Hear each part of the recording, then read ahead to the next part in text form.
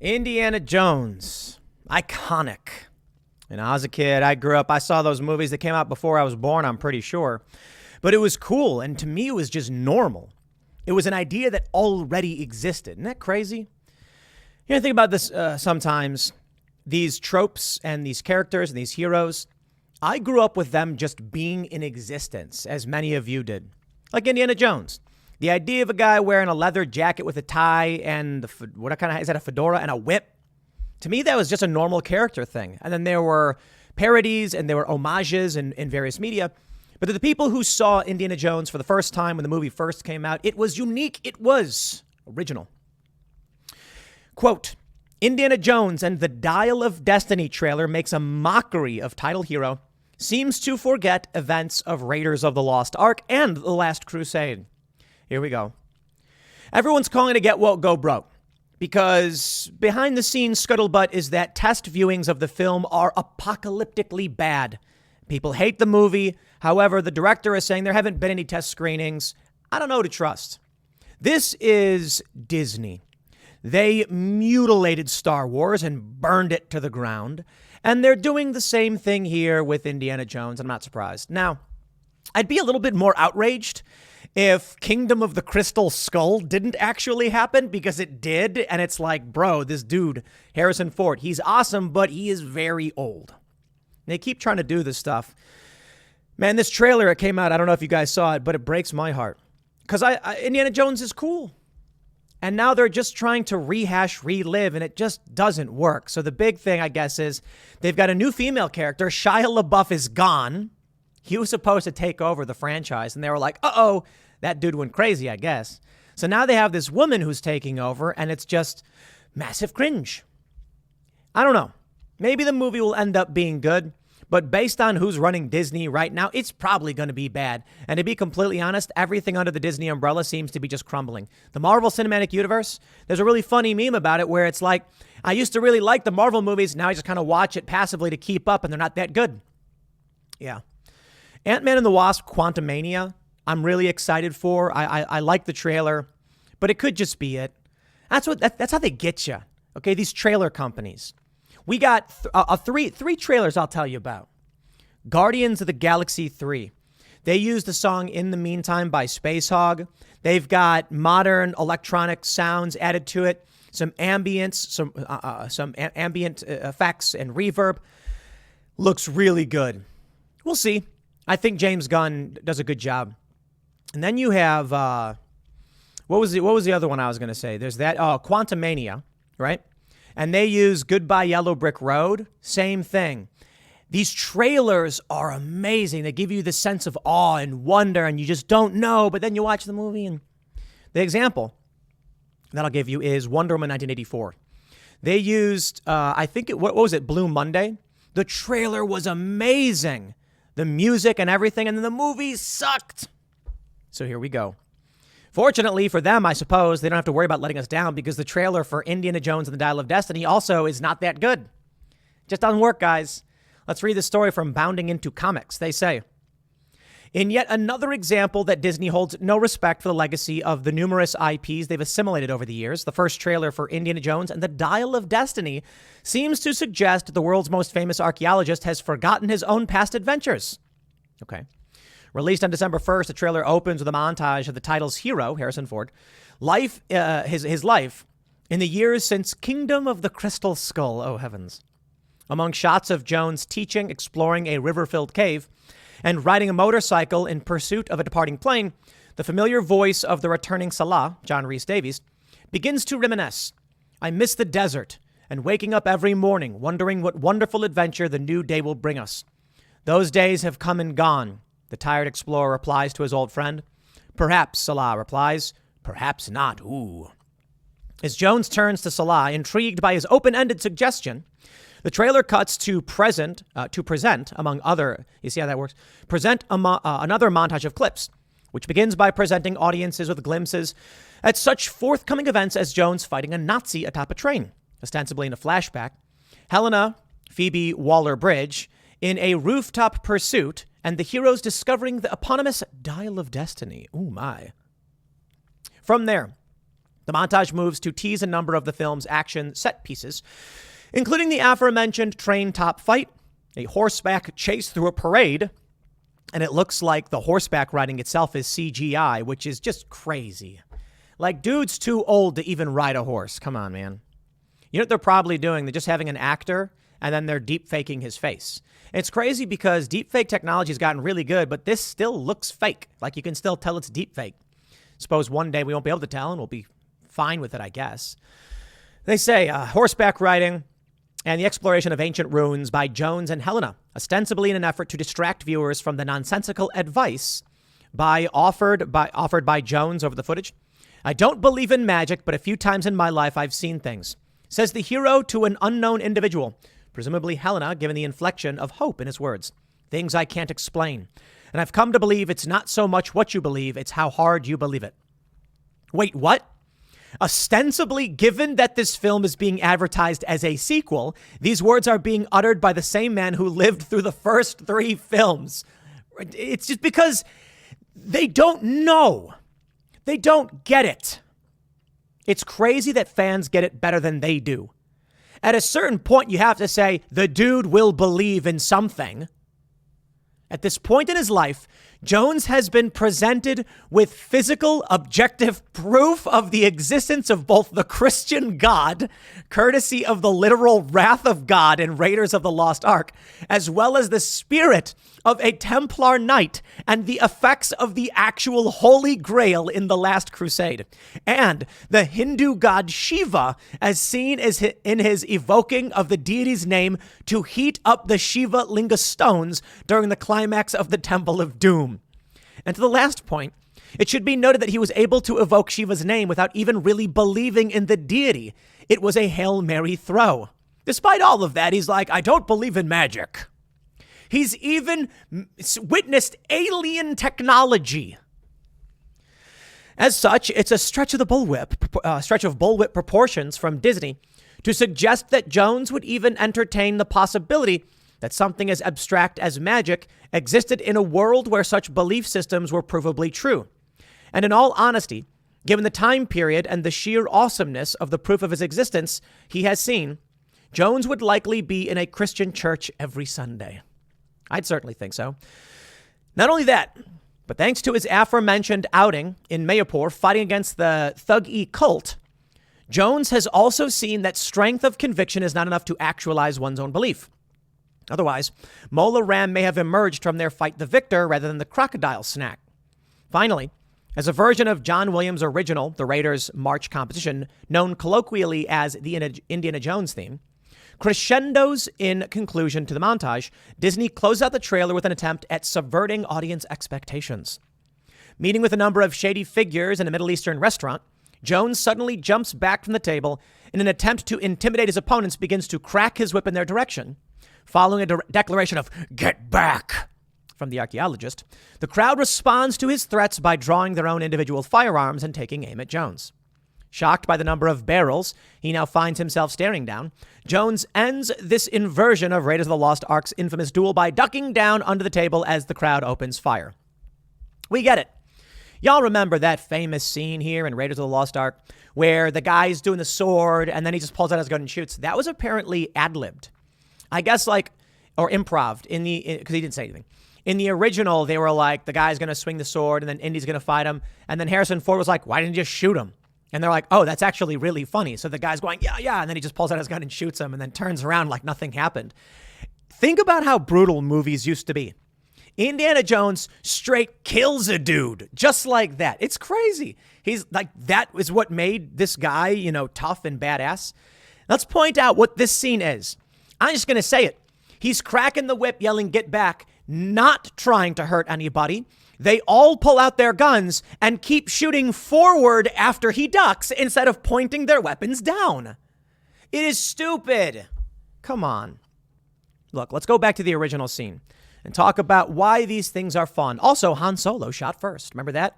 Greedo?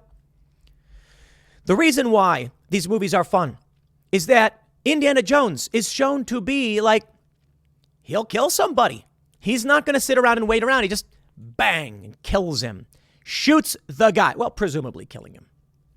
In the modern versions, everything is so watered down, nothing makes sense. You know what original Indy would have done confronted with all these guys? He would have started mercilessly slashing their faces with the whip. He killed a guy. So in Star Wars, there's the famous scene where Han Solo is sitting in the table and it's Greedo, right? He's like, "Where's the money?" And then he just shoots him and kills him. So they edit the film later to make it so that Greedo shoots and Han dodges, and none of it makes sense. Why would he try to kill Han Solo, who he wants to collect money from or collect a bounty on? Doesn't make sense. They don't get the films. There's no logic behind it. So there's nothing inspirational about what this represents. You know, growing up watching these movies, watching these shows, you could understand motivations. Despite the fact a lot of the fight scenes are silly and the stunts were weak and the CGI was basically non-existent, there was a logic to what was happening. A guy is swinging a sword threateningly at Indiana Jones, so he shoots him. He's not going to sit around. He's not going to wait. He shoots him. Dude dies. They make a lot of jokes about the absurdity of movies, like in the film The Last Action Hero with Arnold. And I don't know what the kid was. But it's a movie where the kid gets the golden ticket that opens up the movie universe or whatever, and then Arnold comes out into the real world, and then he shoots at a car, and it puts a bullet hole in it, and he's surprised because he assumed it would explode. Because in action movies, they shoot the car and it blows up or whatever. But not really. It's an exaggeration of an exaggeration. In these movies, he shoots a guy, the guy goes down. In the modern version, it's cartoonish. All the villains are just firing wildly and nothing makes sense. Indiana Jones and the Dial of Destiny is set to premiere in theaters on June 30th, 2023. Now, here's where it gets woke and goes broke, all right? Post-Millennial's reporting on this. They say, the Daily Mail first reported on the rumor that Phoebe Waller-Bridge was set to become the new Indiana Jones back in 2021. Insiders claim Kathleen Kennedy, the Hollywood producer behind the franchise, is keen to make big, bold changes with few bigger than switching the lead character to a woman. Well, first of all, Harrison Ford is too old to be doing this. I don't care who they switch it for, but here we go. Kathleen Kennedy. The person who just blew up Star Wars, doesn't seem to care, is probably about to do the exact same thing with Indiana Jones. On Twitter, Jack Posobiec wrote, so they're just reusing the Disney Star Wars plot for the new Indiana Jones, where the classic lead character is replaced by a Mary Sue no one has ever heard of. Wow. How does Kathleen Kennedy do it? Well, I want to be fair. They were originally trying to get this done with Shia LaBeouf, and then he kind of went nuts, I guess. And so they're like, okay, well, he can't be the new Indy. He could have been. He was like a greaser, I guess. Is that what the plot was? So Indiana Jones has a kid, but now he has a goddaughter. He's your godfather or whatever. Okay, here we go. And she's going to, how are they going to introduce her? She was interested in this stuff. Does her dad die or something? I don't know. According to IMDb, this will be the first Indiana Jones film not directed by Spielberg, but rather James Mangold. Bounding into Comics reported the film recently had test screenings, and all of them ended with Waller-Bridge taking over for the adventurer. She is set to play Jones's goddaughter, Helena. How much do you want to bet it's going to end with Indiana Jones either dying or retiring, and then someone's going to be like, "Ma'am, wait, you forgot your bag." And she's going to say, "Thank you. Ma'am, tell me, what is your name?" And she's going to go, "Helena Jones." Whatever, some other stupid garbage. According to the outlet, a new rumor claims that Indiana Jones 5 test screenings are abysmal and that Disney is in a panic over the poor ratings. The director took to Twitter to deny there were any test screenings, much less that they were bad. So Mangold said, nope, haven't been any screenings at all. Okay. Someone said, you're wrong, Basement Dweller. You're wrong. Basement Dweller 46 said that KK personally replaces Indiana Jones with a woman in the movie, and test screenings audience hate it. Mangold says, well, Paulo, it's up to who you believe. An anonymous troll named Basement Dweller and Doomcock, or the actual director of the film. No one will ever replace Indiana Jones. Not in any script, not in any cut, never discussed. I think it's probably true that people are spreading rumors. Fair point. Mangold's denying it. At the very least, here's what I think is possible. Kathleen Kennedy probably, of course, wanted to replace Indiana Jones with a woman. And replace, maybe he's playing a semantic game. Indiana Jones can never be replaced because this is the end of his career and he did his thing. We're going to do new movies in a similar vein, the same universe with very similar characters. So a lot will probably be in it. And it's going to be Helena Jones. She's not replacing Indiana. She's her own character. Sure. We'll see, I guess. Reporting from The Sun also confirms insiders said there were test screenings and the producers are unsure what ending to use. So if you've got multiple outlets reporting, as well as the strong word of Basement Dweller 46, aside from the Basement Dweller thing, let's be serious, but if The Sun is reporting it, sounds like it's probably true. According to the Daily Mail, an unnamed Disney insider said a handful of different endings have been shot and are being shown to test audiences. In one, Indy dies, but not before handing over his bullwhip to Phoebe's character. A few on social media poked fun at the film's title, The Dial of Destiny, and they're showing soap. Some people are saying that it may have to do with time travel. They say it involves the space race, Soviet Union. The trailer does showcase a de-aged Ford. So the theory right now is the Dial of Destiny may be related to the Nazis, the Nazi bell or whatever, a theorized time machine. Some have said the Dial of Destiny is a device that will allow them to alter the fate of an individual. And then it makes sense. Maybe what we're seeing with de-aged Harrison Ford is not a flashback, but history being changed. Maybe. I don't know.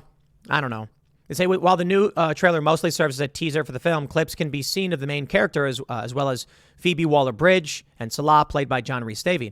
Producer Kathleen Kennedy, who was responsible for the Star Wars sequel trilogy, oh heavens, said what she is really excited about is a de-aged Harrison Ford. Cinema Blend reports, Kennedy said, "My hope is that although it will be talked about in terms of technology, you just watch it and go, oh my God, they just found footage. This was a thing they shot 40 years ago." As The Guardian reports, the Star Wars sequel trilogy was a galactic mess. The three films were not made with a unifying vision. Oh, no, they weren't. I love how the Star Wars sequel trilogies literally make no sense. And I've thought about this because I went and saw Glass Onion, which was really good, by the way. Some kind of elements of wokeness in it, but not over the top. Enjoyable film. What is the character's name? Benoit Blanc. Daniel Craig does a great job.